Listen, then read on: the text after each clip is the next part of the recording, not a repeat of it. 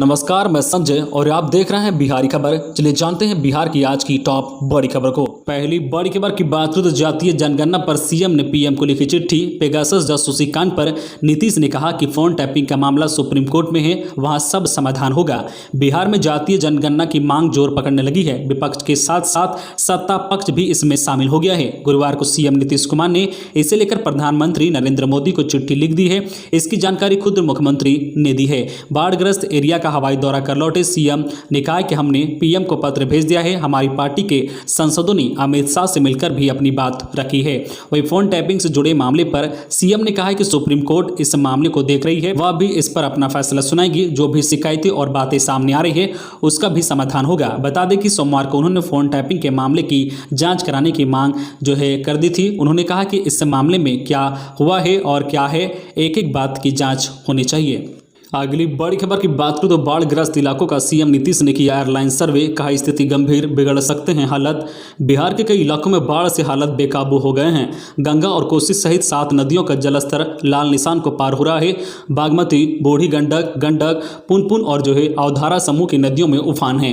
इन सभी नदियों के जलस्तर में लगातार बढ़ोतरी हो रही है। पटना के कई क्षेत्रों में गंगा का पानी प्रवेश कर गया है। इसी वजह से मुख्यमंत्री नीतीश कुमार ने गुरुवार को नालंदा, गया और पटना जिले के बाढ़ प्रभावित क्षेत्रों का हवाई सर्वेक्षण किया। इस दौरान उनके साथ जल संसाधन मंत्री संजय झा भी मौजूद थे।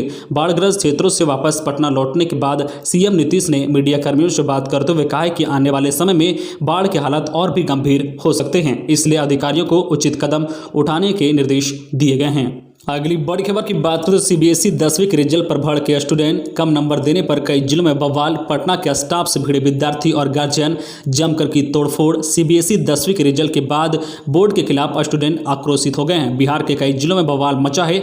स्कूलों में तोड़फोड़ के साथ हंगामा हो रहा है। पटना में लगातार दूसरे दिन गुरुवार को असीनाबाद के शिवम हाई स्कूल में छात्रों ने हंगामा किया। स्कूल में छात्रों के साथ गार्जियन भी पहुंच गए और जमकर मारपीट की। इस दौरान स्कूल प्रशासन जब तक कुछ समझ पाता भीड़ ने हमला बोल दिया। इस घटना में कुछ स्टाफ की पिटाई भी कर दी गई है। घटना के दौरान शोर शराबा सुनकर आसपास के लोग भी मौके पर पहुंच गए और बवाल करने लगे। स्कूल प्रशासन मामला शांत कराने में लगा रहा, लेकिन छात्रों का आक्रोश शांत नहीं हुआ।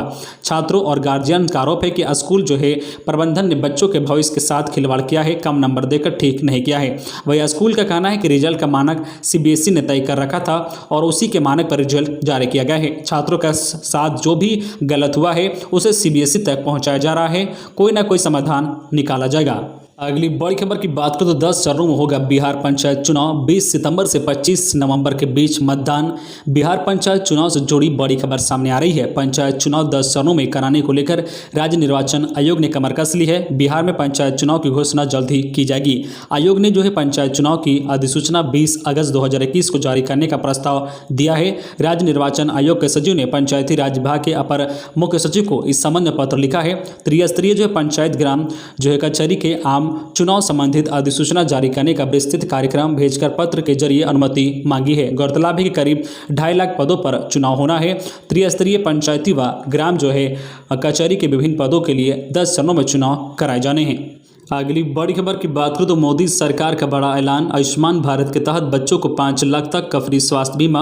मोदी सरकार ने कोरोना से प्रभावित बच्चों के लिए हेल्थ इंश्योरेंस का ऐलान किया है।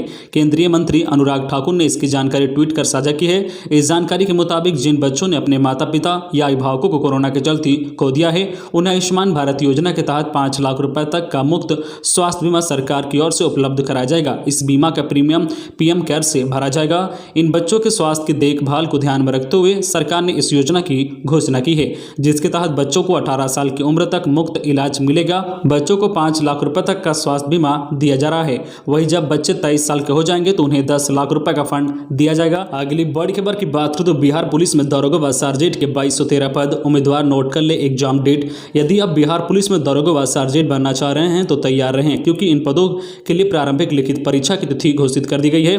यह परीक्षा 5 दिसंबर 2021 को होगी। बता दें कि इस संबंध संबंध में बिहार पुलिस अवर सेवा आयोग की तरफ से 2020 में विज्ञापन निकाला गया था, लेकिन महामारी जैसे माहौल को देखते हुए इसकी परीक्षा टाल दिया गया था। जो बिहार पुलिस अवर सेवा आयोग ने दारोगा और सार्जेंट के जो 2200 से ज़्यादा पदों पर बहाली के लिए आखिरकार परीक्षा की घोषणा कर दी है। इसके लिए आवेदन पहले ही ऑनलाइन लिए जा चुके हैं। बता दें कि आवेदन भरने की प्रक्रिया 16 अगस्त 2020 से शुरू होकर 24 अगस्त 2020 के बीच चली थी, लेकिन परीक्षा की तिथि अब घोषित की गई है। दारोगा और जो है सार्जेंट दोनों पदों के लिए वेतनमान जो है 35,400 से 1,12,400 रुपये निर्धारित है। अगली बड़ी खबर की बात करें तो बिहार में सौर ऊर्जा से अगले साल से होगा 250 मेगावाट बिजली का उत्पादन, 2000 लोगों को मिलेगा रोजगार।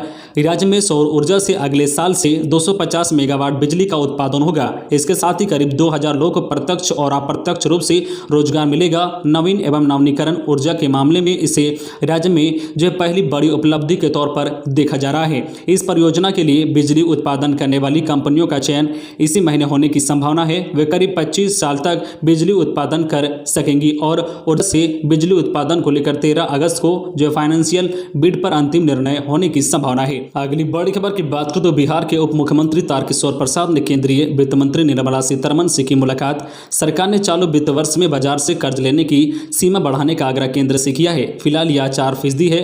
उप मुख्यमंत्री तारकिशोर प्रसाद ने गुरुवार को केंद्रीय वित्त मंत्री निर्मला सीतारमण से मुलाकात की, आग्रह किया है कि कर्ज की सीमा 4 से बढ़ाकर 5% किया जाए। प्रसाद राज्य के वित्त मंत्री भी हैं। मालूम हो कि वित्तीय वर्ष 2020-21 में पहले यह सीमा 3% निर्धारित थी। बाद में 15वें वित्त आयोग की सिफारिश पर जो है इसमें 2% की बढ़ोतरी की गई। उप मुख्यमंत्री ने बताया कि इन्हें केंद्र सरकार से जो है सकारात्मक संकेत मिला है। मालूम हो कि वित्त वर्ष 2021-22 के लिए केंद्र ने राज्यों के लिए कर्ज लेने की जो सीमा तय की है उसमें बिहार सरकार करीब 32,000 करोड़ रुपए उधार ले सकती है। अगली बड़ी खबर की बात करें तो नीतीश सरकार का बड़ा तोहफा, 15 अगस्त से पहले कर्मचारियों और पेंशनर का बढ़ेगा महंगाई भत्ता। यह खबर बिहार सरकार के कर्मचारियों और पेंशन भोगियों से जुड़ी है। अब जल्द ही राज्य के कर्मचारियों और पेंशन भोगियों को नीतीश सरकार तोहफा देने की तैयारी में है। कोरोना और बढ़ती महंगाई के बीच जो सरकार महंगाई भत्ते का तोहफा देने जा रही है। बिहार के सरकारी कर्मचारियों और पेंशन भोगियों को बढ़ा हुआ महंगाई भत्ता यानी DA जो है 1 जुलाई से मिल सकता है। वित्त विभाग इसे अंतिम रूप देने में जुटा हुआ है। ऐसे में यदि महंगाई भत्ते का भुगतान किया जाता है तो इसमें जो जुलाई का एरियर भी दिया जाएगा। इस महीने होने वाली नीतीश कैबिनेट की बैठक में इस पर मुहर लगने की संभावना जताई जा रही है। ऐसे में स्वतंत्रता दिवस से पहले सरकारी कर्मचारियों को 28% महंगाई भत्ता मिल सकता है।